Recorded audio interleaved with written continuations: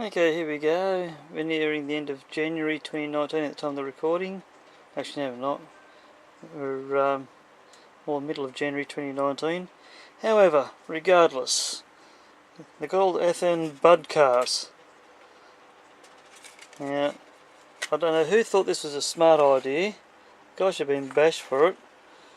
But regardless, the standard elastic band drive. Now, I don't know who thought this was a better idea than a gear drive, but realistically, it's, I don't know, it does the job, it's effective, but realistically, elastic bands only last a couple of years, and these ones here that I'm looking at on the camera, these are loom bands, which are used to replace the originals. These were a set of replacement bands here, the green ones, and they're possibly more the correct ones for the job. However, the idea with these bands, they tend to steer the bogie one way. You try going the other way, it'll want to spring back anyhow. But it's an interesting concept that's sort of worked.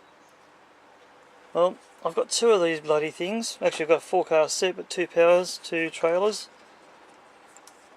So I've already removed the bogie off this one. I've got the power connections to the power pickup and to the chassis. And you look at the condition of these, which are a good 5 or so years old, and it's a crappy job trying to rip them off. So the pair of these I've got, come around here. Yep, this is one extension module for Wombat Flats. There's my test control and crap at the moment. And that scenery, I took those photos years ago, the Armadale Hills, and I'm just using this as an idea to pretty up the background. I'll probably end up retaking some fresh new shots for this layout later. So there's the other Budd car body.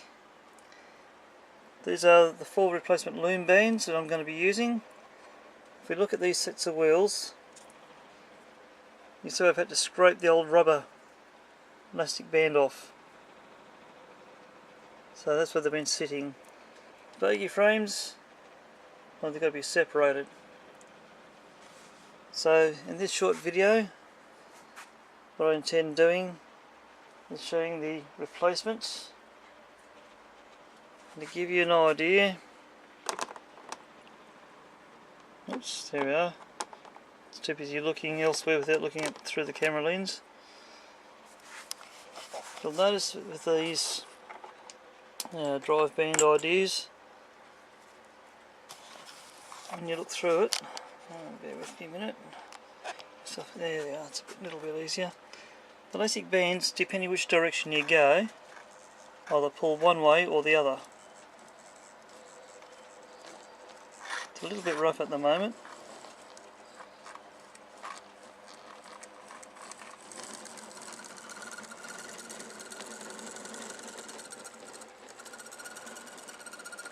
That squeak is actually coming through the system itself.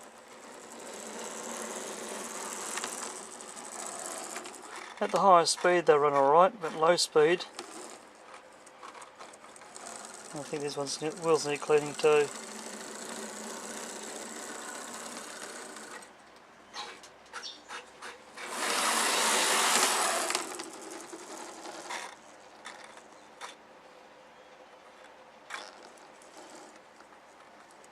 There's a centered Athern motor. Oops, I'm going to tip myself over here. Come complete with the universal drive. But the Athern Budd cars, I wish they had have come up with the idea of putting the actual gearbox in from day one.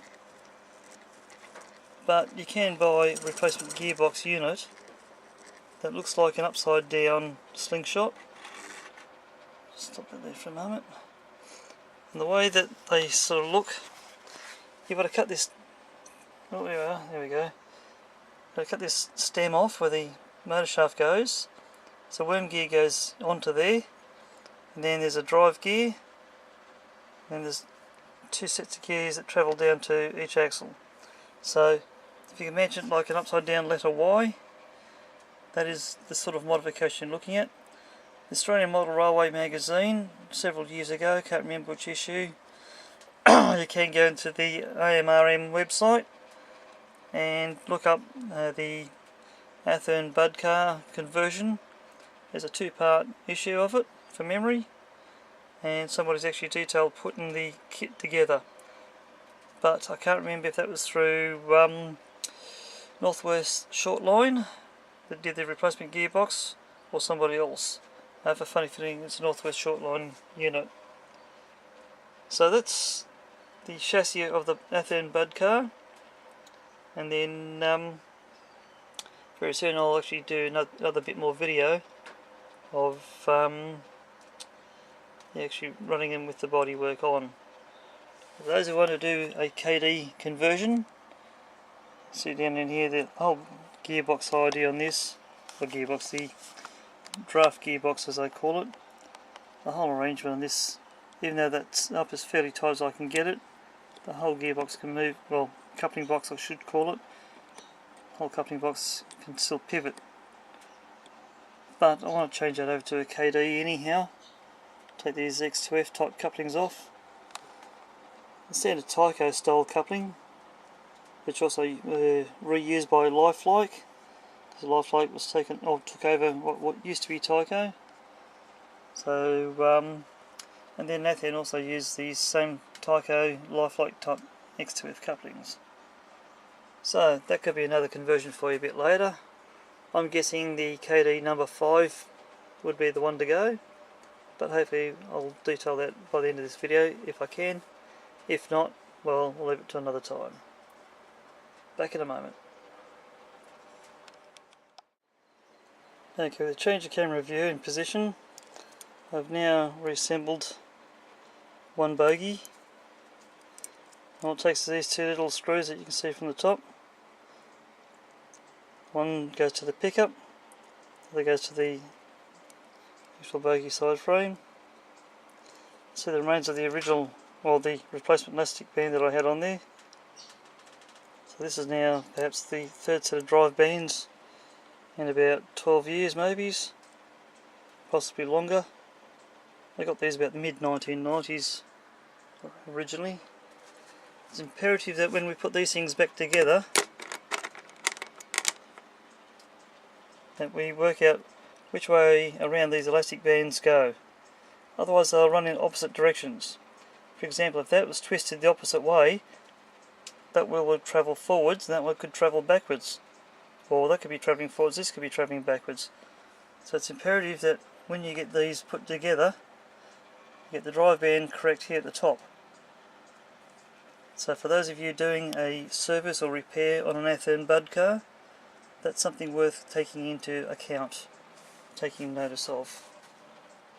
Now, if I can bring my other Budd car across, just connect all the test leads.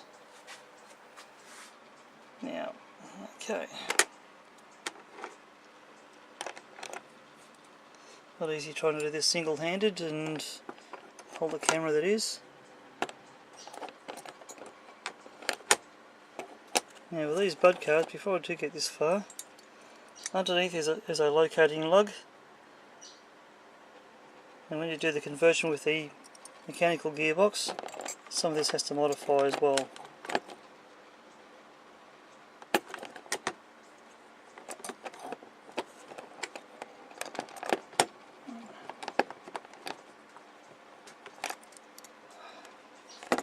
This can be a pain in the bum. Definitely a two-handed job, by the way. Right. Now there is a screw to bring across my workbench. And as tiny as they are, they're easily lost. But you do need that plastic insulator, otherwise you will get a dead short.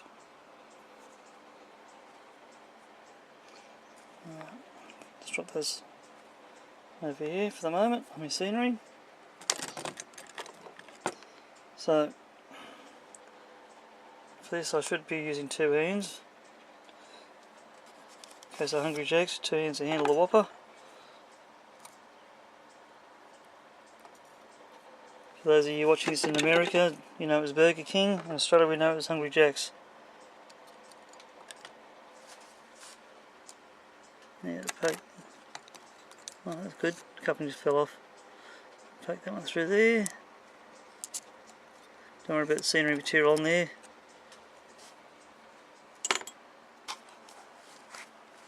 So basically, I'll have to put this camera aside for the moment and I'll get back to you in the next shot.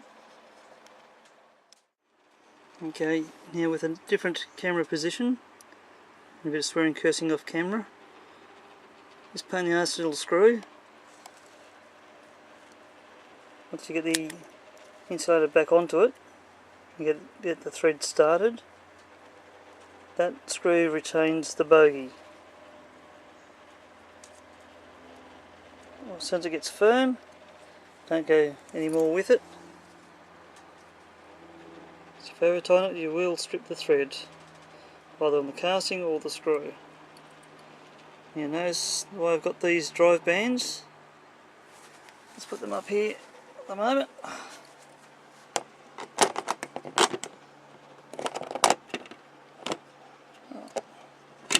Let me try to get this angled correctly. Okay, notice the way I've got the bands. Comes up here on the left. Oh, there we are. Sorry about that. Comes up here on the left, over the top and down the back. So this one should also be the same.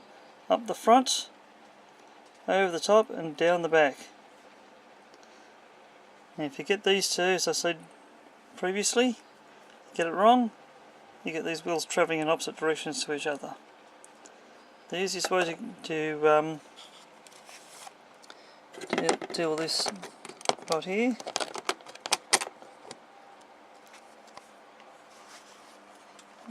I'll change camera hand positions. Right. Certainly you can test it by hand winding the shaft. Make sure both wheels travel in the same direction. Now if you haven't got anything else to test it against, say for example another locomotive, just to make sure you get it in the right direction, try to remember which way around your bands are when you take them off. So at least this way both wheels are travelling in the same direction, with them up in the air like that. You can twist the shaft backwards and forwards until you're happy that wheels are both travelling the same way. So that is one end done. And as the drive shaft here very easily comes out, so don't worry about the fact it's got a universal. Makes it easier to install and remove drive bands. So bear with me again, I'll do another camera shot change and a bit of swearing and cursing as I turn the camera off, or after. Okay, with yet a different camera shot, you can see the remainders of the old bit of elastic drive band, and yes, my wheels are dirty. That will impact on its electrical conductivity. You see the bogie frames are in two sections, and over here that's the pickup. So that screw, if you leave that in the contact, you'll know when you come to put the bogie back together there's only one screw that you need to put back in. You actually need both, of course, because they line up with these two holes here. So I'm about to clean off the old elastic using a flat blade screwdriver, flat blade knife, square-ended knife, whichever you want to call it. For example, that'll be the one I'm using. And you can see a bit better there. Chamfered side up at the moment. Alright, so I'll be using that to scrape all that gunk off the wheel. Again, it's a two-handed job and I can't be bothered bringing my tripod out at the moment. It would be a help. So yeah, bear with me and I'll do another change of camera shot. Okay, I'm just resting the camera on the layout module for the time being. Here's the clean section of axle, and there is where the drive band used to be. With the flat blade, or flat side of the blade, running parallel to the shaft virtually, or across the shaft, whichever way you want to call it. What I'm doing is just shaving lightly just the remains of the old rubber section, and use my finger to rotate that, and the pin points against my finger. Yes, they are a bit sharp, but if you press just firmly, it shouldn't hurt too bad. Right, so you can see as I rotate that around. That's fairly good enough, even if you can use your thumbnail. If you want to be pedantic, you can probably try some rubbing alcohol or isopropyl alcohol. That'll probably rest that off a lot better. When it comes to cleaning the wheels, if you start rotating it under power, digging in this way, you'll start machining things off. So I use the back of the blade, and I tend to drag. As I drag it, it's much better for the wheel. I'll show you this a bit later on. There's a unique way I do it. If you angle the blade so that you're shoveling from the centre out, that'll get most of the crap off. The other alternative I use, I'm using a wire wheel.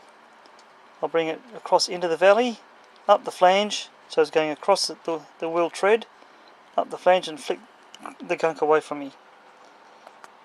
So I'll hopefully be able to display that to you in a very short while. So that there you can see is now more it's ready for the new band to go on. That one there is half decent. You can see I've had to shave some of the dead elastic off there. It's not necessarily the way I would like it, but it's not detrimental just yet.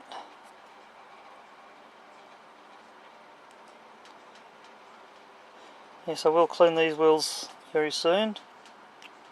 Show you how much gunk is actually on there.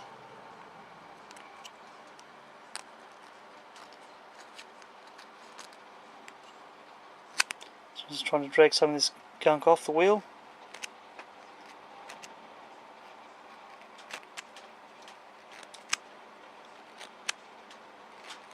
There are a multitude of methods you can use. It's about finding one that suits and is very much what you find has always worked.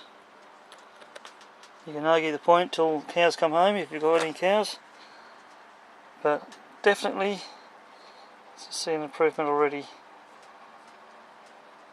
And that's only just a small patch.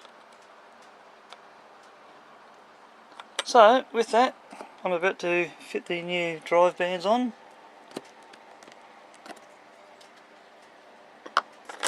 It's always handy to have a pair of tweezers with you.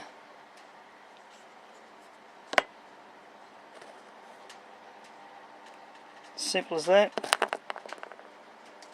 The other one,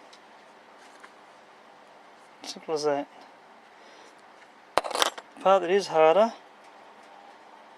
especially when you're trying to do things with three hands and you haven't got three hands.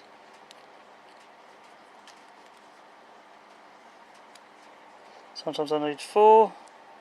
I've got four arms, but I don't have four hands. Haha, fair enough, bad joke. However,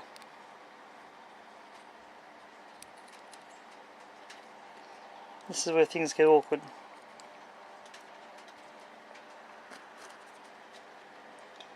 Just the way we try and hold things, trying to hold everything together.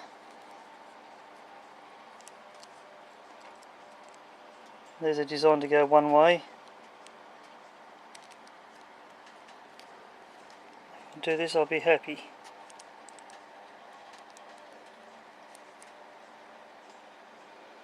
Sort of squeezing firmly hold things together so the screw hole lines up, which is fantastic. So I've changed to a different screwdriver, and hopefully I can do this without too much swearing.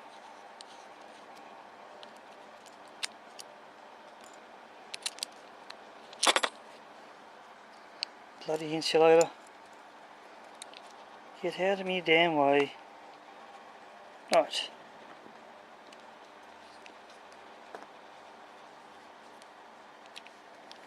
So, there's one of two screws.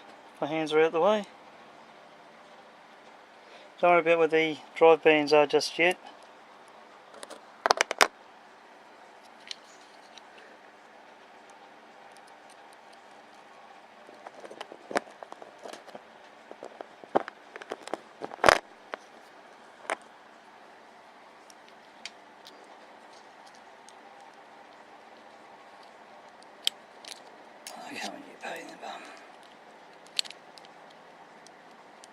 Sorry folks if this is being a bit boring, but this is where the issues can be. Try to do this without cross-threading the damn screw. Sometimes like bracket will go where it wants to go, not where you need it to go.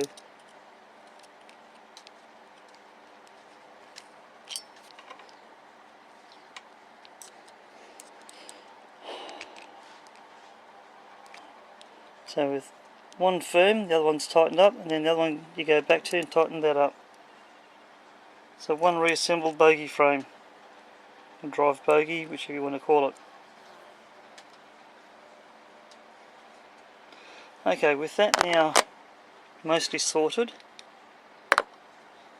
the next part of this is to ensure that I get both of these on the same side. Now again, I'll say here, this is where the pickup goes into, this little recess just above my little finger.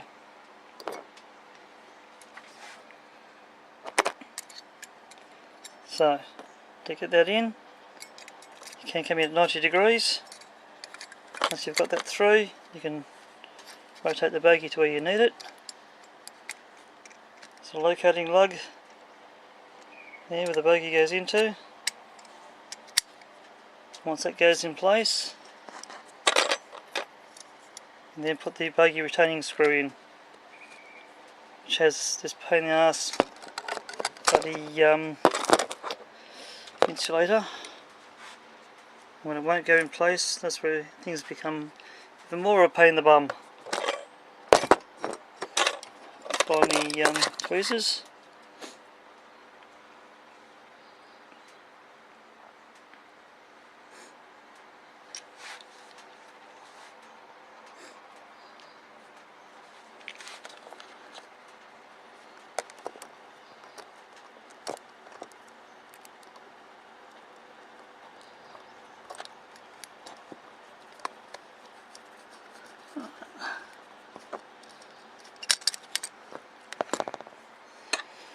So, I'm trying to get this in place. Bogie retaining screw. Got to do that up firm.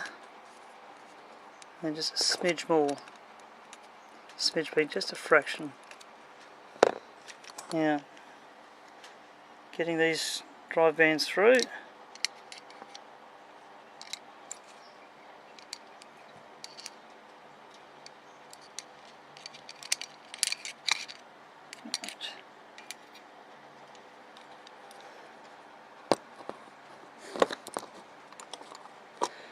Using a screwdriver at the moment to retain one of the drive bands,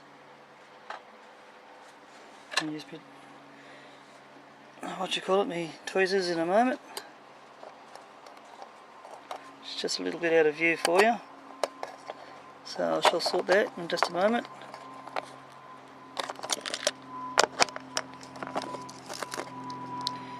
Hopefully you can see what I'm doing, or trying to do. Attempting to do. Stretch this inner drive band first,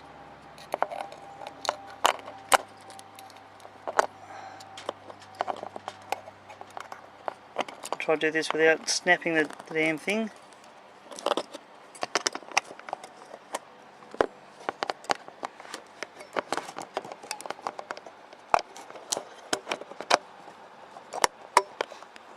Apologise if all you can see is just fingers. Right. Now I will have to check. I've got my elastic band the wrong way around by the looks of things.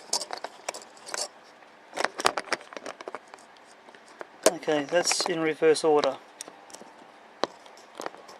So when I compare that to the other end, if you look at this part here, if I was to be rotating the unit this direction, it's going to come up and come down the back of it, and that is technically driving the wheels forwards to the left. But if you look at the other end of it, if I keep rotating it the same direction, the wheel's going the opposite direction. So come on to here, just to prove I'm still turning the same direction. So they're going the wrong way. So now I need to get back into this part of it and swap this around.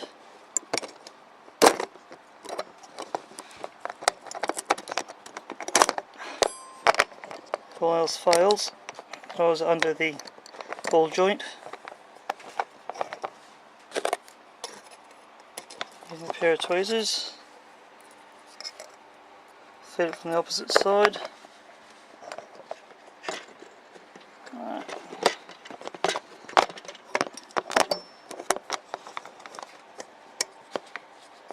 And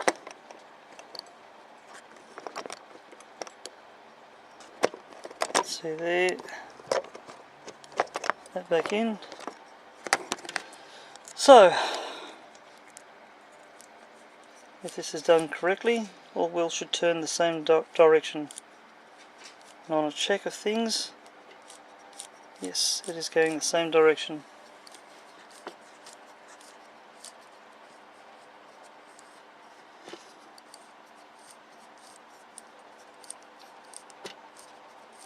So that's how I know I've got it the right way around.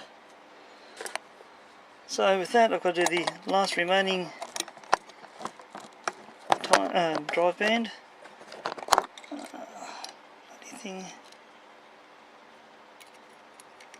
And this is the hard part, trying to ensure it doesn't get hooked up between the wheel and the bogie frame. So again, I'll need to check. Now,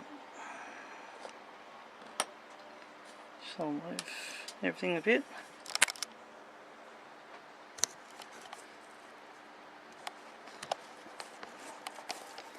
Now, looking at this, drive band comes up the front, down the back. This should come up the front and down the back. So with that,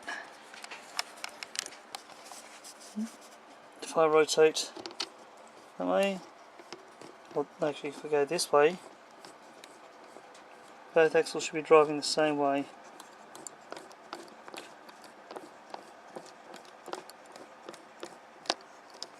So if I rotate the other, if you wind it over by hand, like I'm doing now, you will be able to check all 4 drives and make sure that everything runs the same direction. If you want to picture it, one vertical, one at a slant. In this case, the verticals are at the back, the slant is at the front. So here should be exactly the same. Verticals up the back, slant at the front, just because of the way I've been winding it. And again, if I change direction, it swaps places. So in that direction, got the slant at the back and the vertical at the front. Same here, vertical at the front, slant at the back. So if you're servicing or repairing an Athern Budd car with elastic band drive, that's what you want to be looking at. Now the screws that's supposed to hold the couplings in place, you see, are still there, but my coupling boxes have decided to come off. Doesn't bother me because I'm looking at putting KD couplings onto that. Probably keep the X2Fs throughout. But these are just 2 of 4. But I can now do a test run. That is an electrical test run. And hopefully everything should be A-OK. If this pickup comes off, all you got to do is clip it at one end, clip it on the other, and away you go, sort of thing.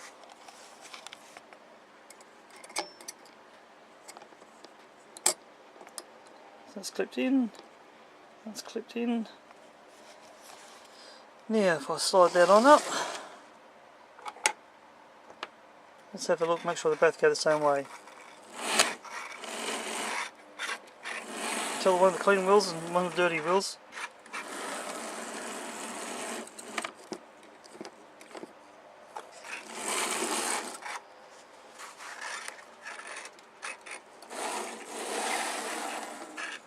So, I now have to get wheels clean.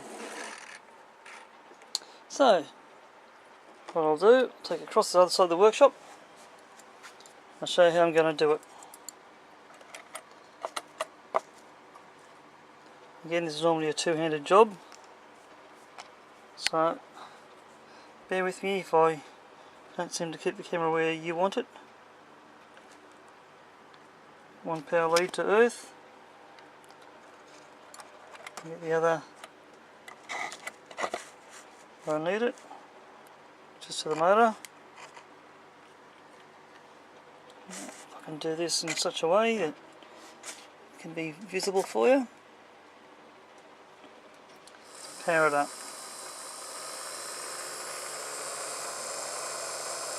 So the good thing is they're all in the same direction. Where's the blade?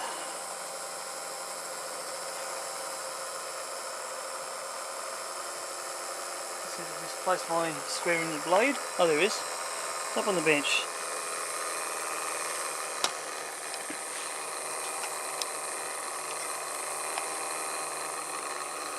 Okay. Bring it full rev.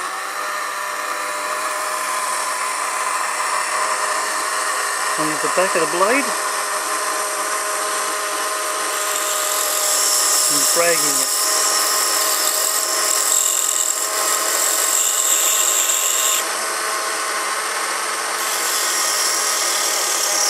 And as your blade is evenly across the wheel,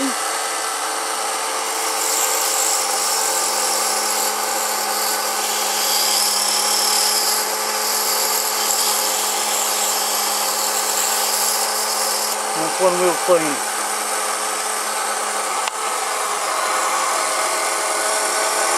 Try this again.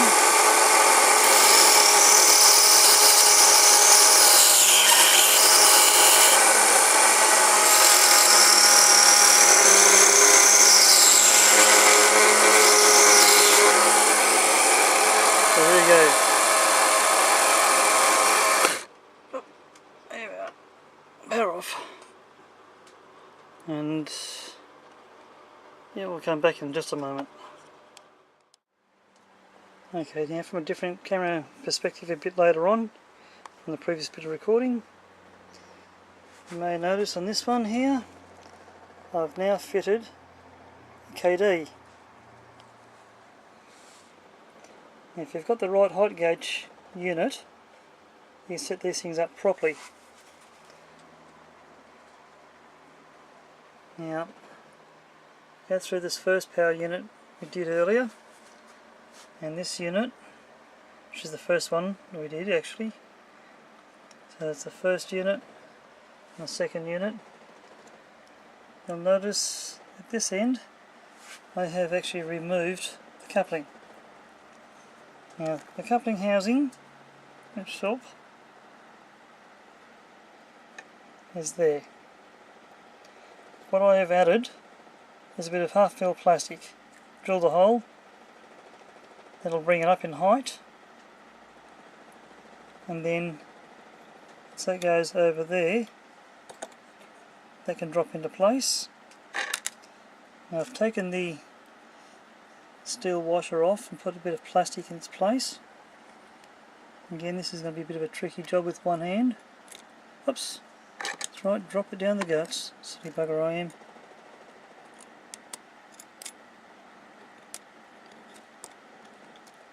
Cantankerous bloody thing. So let's try this again. If I had bothered to bring my tripod out, like I said earlier when I started this recording, I might not have had too much issue holding the camera. So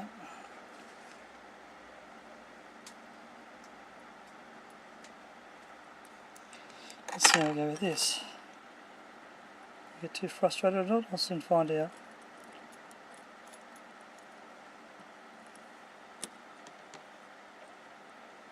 Just bear with me, I'll change camera position again. Okay.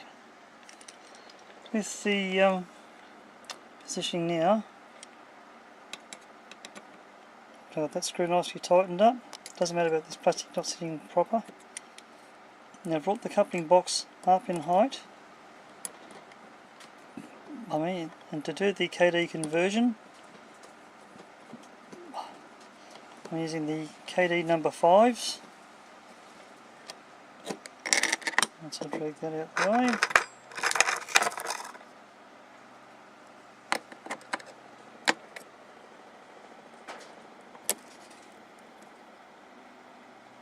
This will be frustrating putting it back together.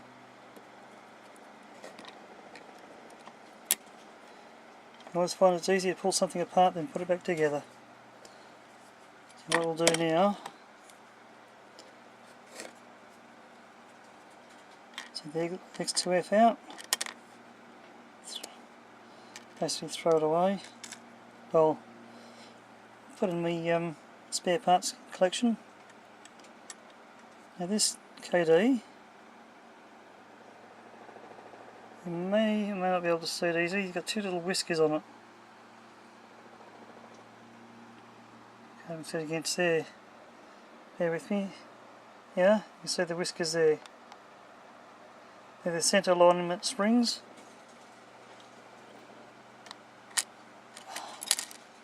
It's an annoying pain in the bum this is.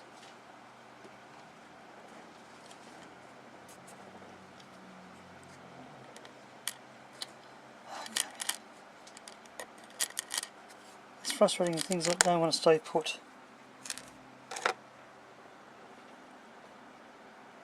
It's about maybe a double-handed job, but still.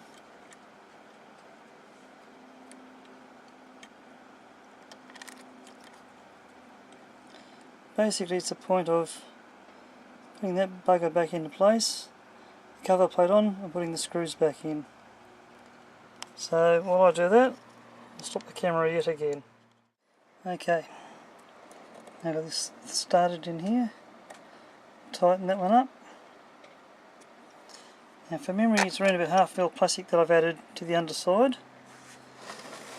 Drag this one up past the, oops, there we go, see, up past the check rails. I'll put my trusty KD unit on. Now this little device here measures the height from the rail, so this is the standard KD have got set, and providing you get this down properly onto your tracks, sitting at the correct height, you shouldn't have any issues. This is the cast metal version, not the plastic version, so if you've got power on you may get a dead short. Perfect. So we know the trip pin height, the coupling height is all correct. And if we look at it from above, you can see that this is sitting correct. So to show you, those of you who don't know KDs, so they couple up. Doink. Done. Usually there's a magnet underneath the track which will open it up, hence the 2 metal trick pins. So that's a simple conversion. Only takes 5 minutes, 10 if you can't get the hang of it. And if you're too scared to tackle the project, give it to someone else to do. Or someone who knows what they're doing. So I shall leave the X2F on this end, so then that way I can still couple up to the rest of the 2 intermediate cars. Unfortunately though, the screw down here might need a bit more packaging in it because I've still got that much swing which I shouldn't have. I'll come back at this end, drop that off there, shall remove Trusty off the line. Now you'll notice a big difference between these 2 units, certainly the running qualities, and yet they're both Athern. Both of them are Lucky Band drives. I'll service both of them.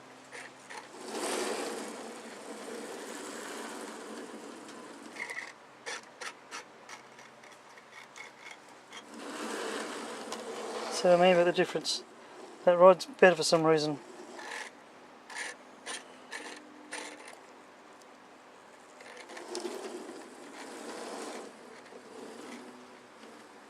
It's ironic that you can get 2 identical locomotives, rail cars or whatever, from the same manufacturer and they will behave differently, even on full size.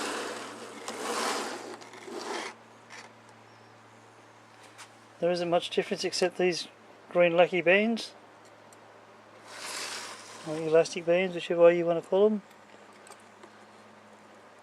Circular bungee cords. You can call them whatever you like. You can even call them late for breakfast. Oh, that's right. Knock me bits over, clown.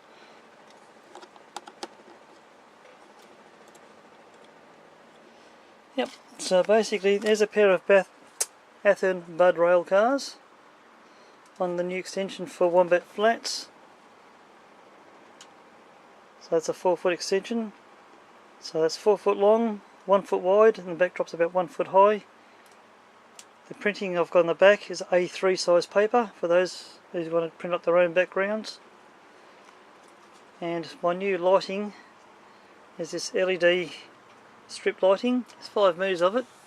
Available through J-Car Electronics here in Australia. And from underneath, at the back, you can sort of see how I'm doing it. Fully suspended. Yes, I'm using pegs at the moment till I get the actual clips made up. So the pegs are a temporary measure. I'll make up my hidden clips. That'll clamp all that together. And to see from underneath, oops, goes my elbow.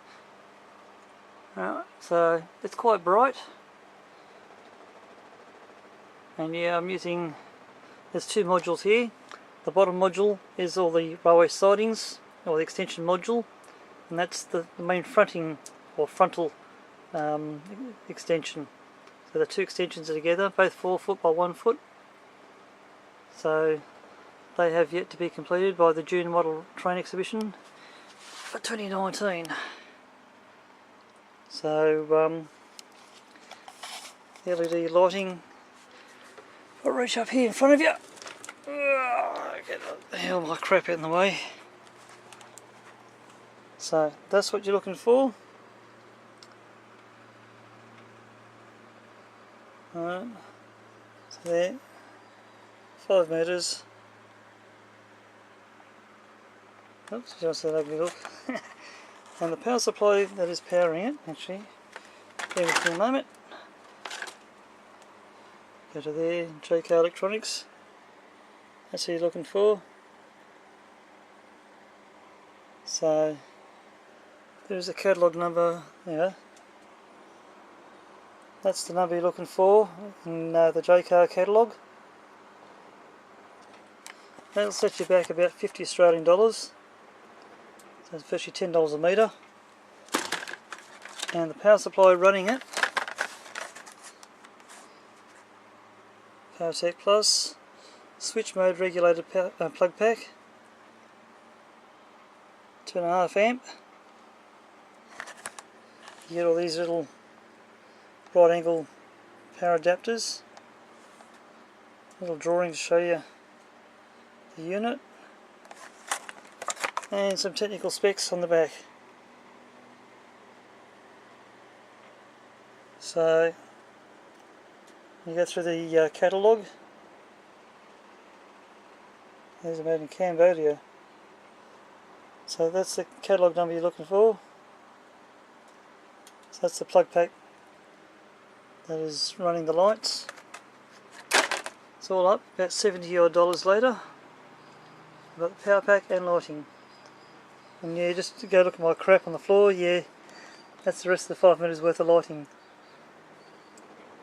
But I've got to feed that the full length of the layout somehow. For these modules together, they are 4 lots of 4, making 16 feet long. So that's just the straights without the corners included.